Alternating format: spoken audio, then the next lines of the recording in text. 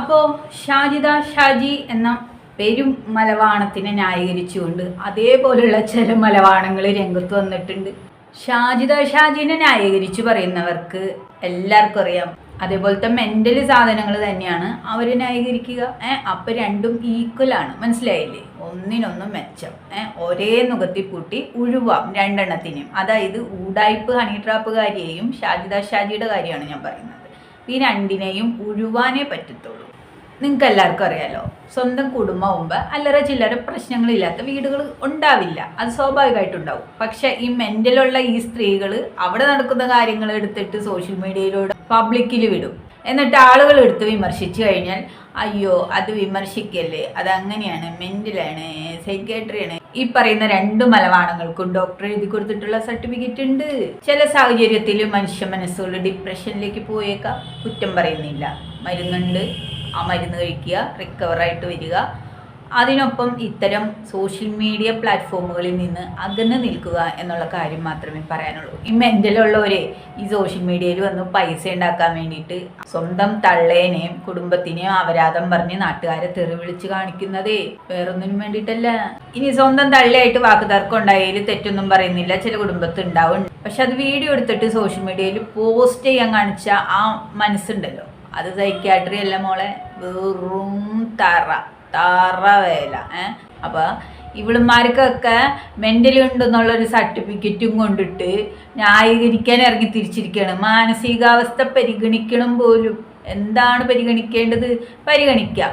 Social മീഡിയയിൽ നിന്ന് വിട്ട് നിൽക്കടി വാണങ്ങളെ, അതാ പറയാനുള്ളത്. ഈ വക തരികിട വേലയായിട്ട് ഈ മെൻ്റലുള്ള ഈ പ്രാന്ത് പിടിച്ച ഈ വാണങ്ങൾ ഇങ്ങനെ വന്നിട്ട് മനുഷ്യന്മാരോട് ചിലക്കാൻ നിൽക്കരുത്, അതാണ് പറയാനുള്ളത്. ഇടി പ്രാന്താണെങ്കിൽ പോയിട്ട് ഗുളിക കഴിച്ച് വീട്ടിലിരിക്കുക.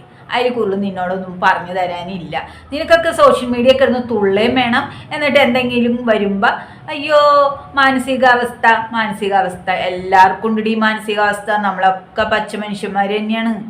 എപ്പോൾ വേണമെങ്കിലും മാനസികാവസ്ഥകൾ മാറി മാറാം, മനസ്സിലായ? കല്ലും മണ്ണും മരവും കൊണ്ടൊന്നും നിർമ്മിച്ചതൊന്നല്ല. അപ്പം ഈ വക ന്യായീകരണമായിട്ടും മെഴുകാനായിട്ടും ഇങ്ങോട്ട് വന്നു കഴിഞ്ഞാൽ ചൂലെ 32 പല്ലു അടിച്ച് നിന്റെ താഴ്ത്തിടുമെന്ന് എനിക്ക് പറയാനുള്ളൂ. ഉമ്മാന്റെ കൂട്ടക്കാർ വന്നിരിക്കുന്നു. എടി കല്യാണം മറ്റവൻ്റെ ആണെങ്കിൽ മറ്റവൻ്റെ വീട്ടിലല്ലേ എടി നടക്കേണ്ടത്. ഇനി അഥവാ ഇനി ആ ചെക്കൻ്റെ അല്ല മറ്റേ ചെക്കൻ്റെ ആണെങ്കിലും അവൻ്റെ വീട്ടിലാണ് നടക്കുന്നത്. അവൻ്റെ വീട്ടിൽ നിന്ന് നീ എന്തിനാടി നിന്റെ വീട്ടിലേക്ക് വന്നത്?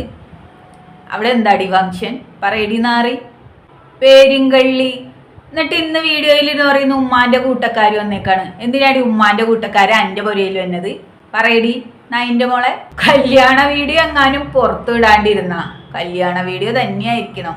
എന്താടി നീ വീടിന് ചുറ്റും നടക്കുന്ന കാര്യങ്ങൾ വീഡിയോ എടുക്കാത്തത്? ഒന്ന് എടുത്ത് കാണിക്കടി.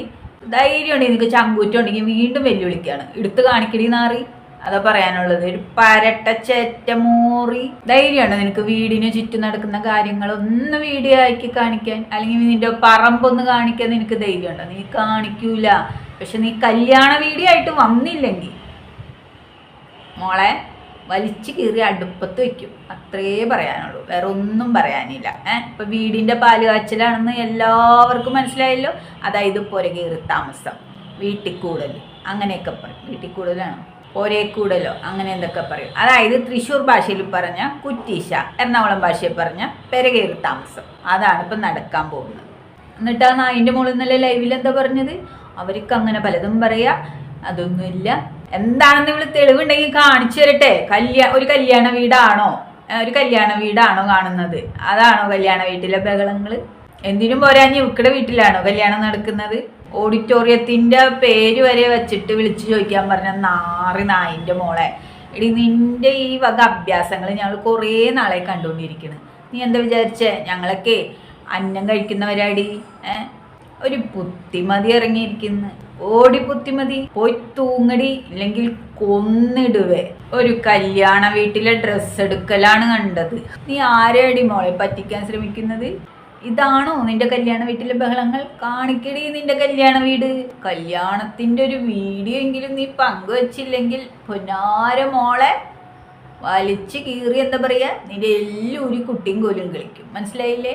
അതാ ഉണ്ടാവാൻ പോണെ. അപ്പൊ എന്നെ കാണുന്നവർ മനസ്സിലാക്കേണ്ട ഒരു കാര്യം, എന്തുകൊണ്ടാണ് ഇത് അപ്പാപ്പ വന്ന് പറയാത്തതെന്ന് വെച്ച് കഴിഞ്ഞാൽ, ഈ ഒരു പേരില്, അതായത് ഇപ്പൊ വീട് പണി നടക്കുന്നു എന്നുള്ള പേരിൽ വീണ്ടും ഫോട്ടോക്ക് ഓർഡർ വാങ്ങിക്കുക എന്നൊരു ലക്ഷ്യം മാത്രമാണ് ഇതിന്റെ പിന്നിലുള്ളൂ. വേറെ ഒന്നുമില്ല. ഹിന്ദുക്കളെ നല്ല അന്തസ്സായിട്ട് പറ്റിക്കുക. അതിന്റെ അപ്പുറം ഇവൾക്ക് യാതൊരുവിധ ലക്ഷ്യവും ഇല്ല. അപ്പൊ ഹിന്ദുക്കൾ, നിങ്ങളാണ് ജാഗ്രതയായിട്ടിരിക്കേണ്ടത്. ഈ നായിന്റെ മോക്കടെ കല്യാണമോ അല്ലെങ്കിൽ ഈ നായിന്റെ മോളുടെ കൂടെ നടക്കുന്നവളുടെ കല്യാണമോ ഒന്നുമല്ല. ഇവളുടെ പുതിയ വീടിന്റെ, അതായത് 3ാമത്തെ വീടിന്റെ പുരകേറി താമസമാണ് ഇപ്പൊ നടക്കാൻ പോകുന്നത്. അതായത് പാലുകാച്ചൽ ചടങ്ങ്.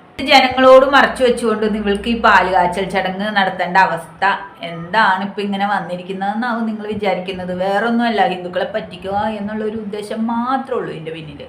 വേറെ ഒന്നുമില്ല. അയ്യോ എൻ്റെ പെരപണി കഴിഞ്ഞിട്ടില്ല എന്നും പറഞ്ഞുകൊണ്ട് ഓർഡർ വാങ്ങിക്കുക. അല്ലെങ്കിൽ അവൾ വീഡിയോ പുറത്തു വിടട്ടെ. ഒരു കല്യാണ വീട്ടിലെ അന്തരീക്ഷമാണോ കാണുന്നത്? അപ്പൊ ചൂലെ, നിന്നെ വീണ്ടും വെല്ലുവിളിക്കുകയാണ്. നിനക്ക് ധൈര്യം ഉണ്ടെങ്കിൽ കല്യാണ വീഡിയോ പുറത്തു വിടറി. എന്നെ കൊണ്ട് പറ്റുമോ കല്യാണ വീഡിയോ പുറത്തു വിടാൻ? പറ്റൂല. അപ്പൊ നിനക്ക് ധൈര്യം ഉണ്ടെങ്കിൽ നീ വീടിന്റെ പാലുകാച്ചൽ ചടങ്ങെങ്കിലും പുറത്തു വിട്. അതാണ് പറയാനുള്ളത്. നീ അതും വിടൂല. വേറെ കല്യാണവും കളവാണോ ഒന്നുമില്ല. ഇത് തന്നെയാണ് സംഭവം. അതായത് പാലുകാച്ചൽ ചടങ്ങ്, വീട് കയറി താമസമാണ് ഇപ്പം നടക്കാൻ പോകുന്നത് എന്ന് 150% തെളിവ് സഹിതം ഞങ്ങൾക്ക് വിവരം കിട്ടിയിട്ടുണ്ട്. ഇനി നീ എന്ത് പേരിലാണ് ന്യായീകരിച്ച് തൂറി മെഴുകി ഈ വീഡിയോ കൊണ്ട് വരുന്നതെന്നൊന്ന് കാണണം. അതിന് വേണ്ടിയിട്ടാണ് വെയിറ്റ് ചെയ്യുന്നത്. അപ്പം എന്നെ കാണുന്ന നിങ്ങളും ഈ കളി കാണേണ്ടതുണ്ട്. കാരണം അമ്മാതിരി കളിയാണ് ചേച്ചി കിടന്ന് കളിക്കുന്നത്.